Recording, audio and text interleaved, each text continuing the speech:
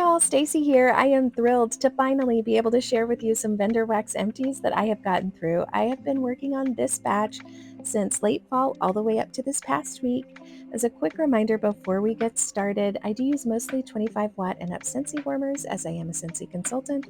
Those warmers are typically on for about 15 hours a day. I would really love it if you would subscribe to my channel and hit that notification bell so we could stay in touch. It feels like it has been forever since I have had a volume enough of vendor wax, what I've been warming empties to share with you guys a whole video. So I am so excited that I feel like I finally reached that point.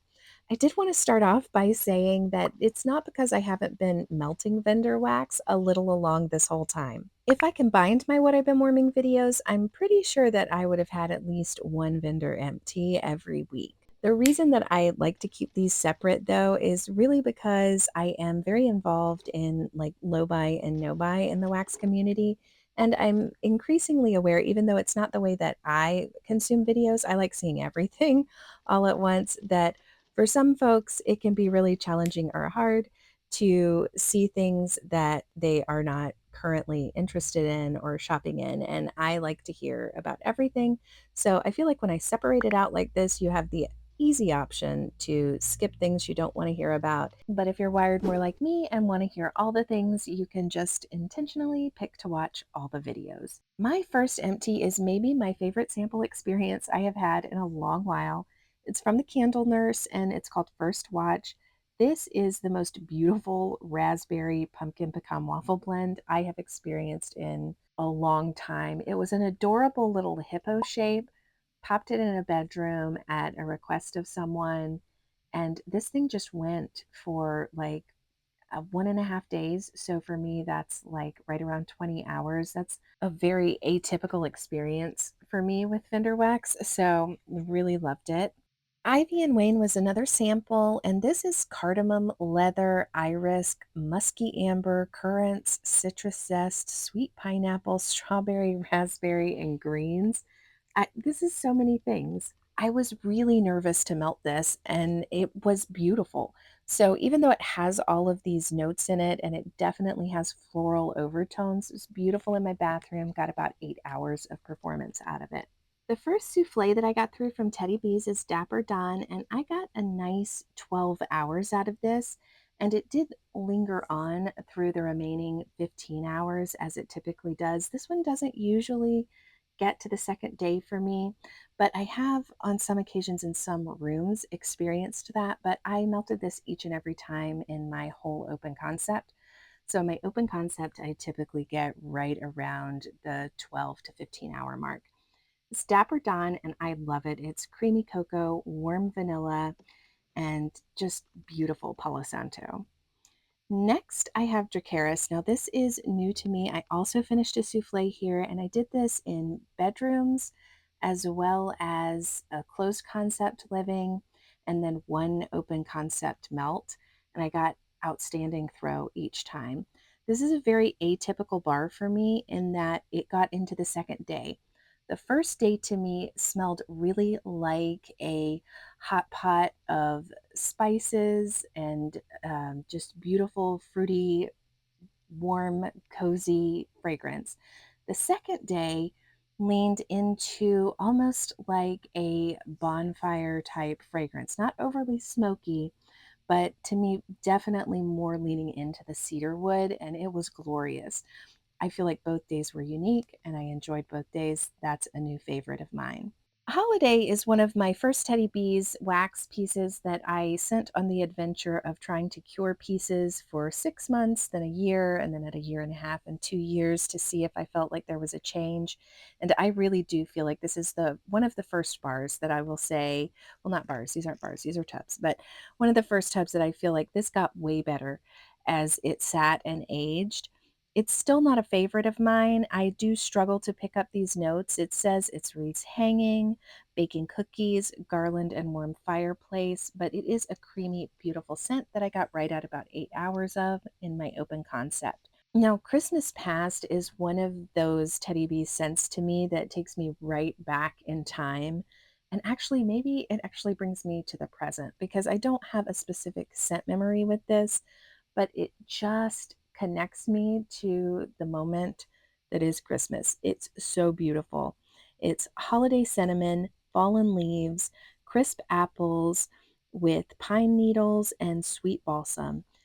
I don't know what makes this so magical, but to me it is, and everyone in my family loves this. This performs gorgeously in my open concept. I get a full day out of it every time I melt it, and I'm so glad that I have more of that in my collection. My first empty from Second and Spruce is Spring Break. This was a cake bite, and it's taken me a while to get through it. It was poured 4/11/2024, sea salt breeze, coconut water, beech wood, and lists as a hint of beach floral. When I originally melted this in my office, I think I used too much wax, and it's a great performer. It has great throw, but it was very floral forward, and I struggle with florals, and I did struggle with these florals. So it took me a minute to want to revisit it. Even though I knew it was beautiful, I had to turn the warmer off just because it was very, very prominent in the florals. I did this in small pieces in my open concept, and it was beautiful, light, and refreshing. I don't think I would repurchase it, but a little goes a long way with that wax.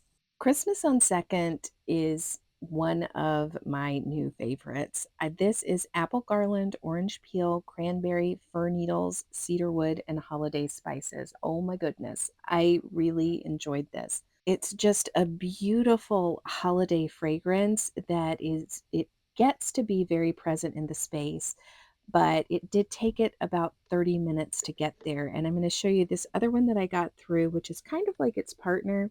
This is Christmas on Spruce. It's from Second and Spruce. So I feel like, this is a really fun play that they've done in the name. But Christmas on Spruce is holiday wreath, festive berries, sugar cookie, and warm fireplace. And I loved both of these. Performance was the same on both of them, even though their scent profiles were different. Outstanding throw. I got a full day of performance out of them. It did take both of them like 30 minutes to really fill the space, but it was well worth the wait. And these were just beautiful. I got two melts out of a clamshell. I got an office melt and an open concept melt out of each. So, very happy with that. I also finished Christmas Morning Cheer. This is one of my new favorite scents. I was able to use just one cube in my coffee space. And in my coffee space, if I put a coffee fragrance in, very often I'll leave that on for about 5 hours and then I'll turn it off. Not because I don't like it, but because I like it in the morning. And I got about 25 hours out of each cube in that space. I also did do a couple of days in my office where I just wanted it to go and go because it was the vibe. This is one of my new favorite espresso scents. I think I would melt this outside of the season, even though the gingerbread cookies, the eggnog, and the sugar cookie are all in there. They're present, they're well balanced, but it's just beautiful. And this is my very first Melting Memories empty. This is Hocus Pocus, and I was excited to have the opportunity to melt some Melting Memories.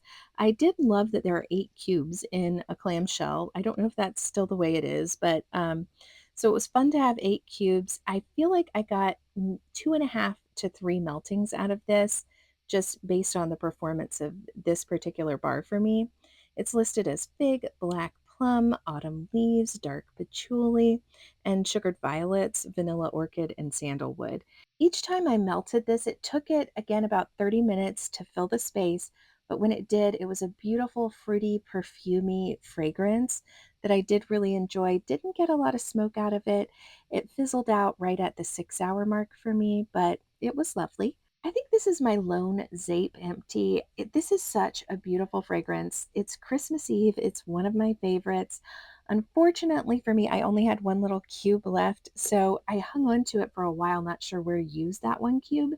And ultimately, I used this in my entryway. I got outstanding performance, and it was a real vibe for the season. It's crackling fire, fir balsam, and toasted marshmallow. This is such a classic scent, and I feel like the balance in here, it's not overly done at all. So it's just beautiful. This worked wonderfully in my entryway, and I definitely would consider getting this again if I saw it available or it popped up in a round robin or something. This is a sample of Halloween Town. It's a beautiful fragrance. It's just what it says it is. The cedar wood is there, but I do feel like it's just providing kind of a cozy backdrop to the cranberry and the apple. I did not find the cranberry to be tart, so but it also wasn't overly sweet, which sounds like it's middle of the road, but it wasn't. This was a beautiful, cozy fragrance to me. I don't know that I would pick it up again because I have other fragrances in this vein that I prefer, but it did do well, and I think I got 8 hours. So this is Campfire Stories, which I got as a part of a round robin. It lists with falling leaves, campfire, and vanilla bean. And yes, yes, yes, this was beautiful.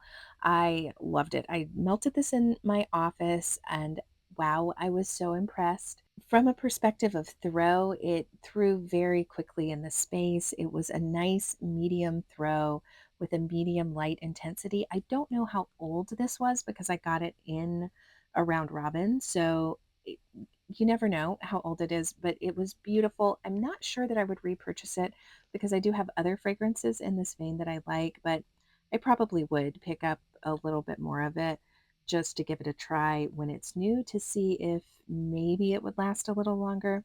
I did tend to partner melt this one because I love partner melting, but it does stand on its own. So it's a good one, and I'm so grateful that I had the opportunity to try it. Okay, maybe I did wait a little too long to do this vendor video. I have a lot of things over here. This is Tanner's Coffee Addiction, and I loved this. So this is the second coffee that I got through, and it was a beautiful shape from Brita's. It's coffee, espresso, and a touch of sugar cookie. I put like 5 stars on my spreadsheet. I really loved this. It was beautifully balanced. It is an espresso scent, so it is bold in that, but it's not overly bold because there's a softness that the sugar cookie and the coffee provide that I think allows this particular espresso blend to really just be a dynamic, warm, cozy coffee fragrance. And this is one that I would love to have more of. I'm a little bit sad that it's all gone. Last but certainly not least, I have 3 Rose Girls that I got through. The first one is Mario Loves the Neurodivergent Mind, and I did buy this solely because of the name. It would not matter what the scent notes were. I loved the name of this fragrance, and I had to give it a try. So it's Gilligan's Brew, which I do typically enjoy mango sherbet, blackberry, raspberry coconut, and marshmallow. This blend to me was fun and playful while still being a bit subdued, I think, thanks to the marshmallow and Gilligan's brew. And we really enjoyed it, particularly in the open concept. I got a nice full 8 hours out of it each day that we melted it.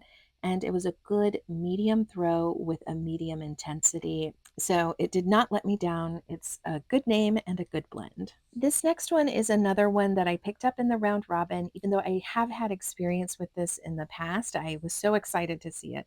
It's called Galentine's Day, and it's frosted winterberry infused with orange mimosa. I love orange mimosa type fragrances, and I love winterberry, and I love this fragrance. I will say this did perform for a shorter duration of time than is typical with me with Rose Girls. Typically, I see somewhere between 8 and 15 hours, but I really didn't get past 6 hours anytime that I melted from this bag. Now, that could have been due to the fact that it's older, or maybe because it's traveled quite a lot because it was in a round robin. I don't know, but it was still beautiful. The blend itself is very well balanced, and I enjoyed it, and I'm so grateful to have had it. Last but certainly not least, I finished a bag of Jumping on Heart-Shaped Clouds from Rose Girls. Now, I love this blend primarily because it's a Monster Cookie Fluff Puffs blend. I was a little worried about it because it also includes strawberry pound cake, and I feel like I maybe over melted last year strawberry pound cake, and I got a little burnt out on it. So when I put this in again, I was so pleased to discover that I love it as much as I ever did. It is a light bakery scent that is playful and has a slight lean towards perfumey, but it's definitely not a perfumey bakery. It's a fun, playful blend that I think is perfect, especially around this time of year.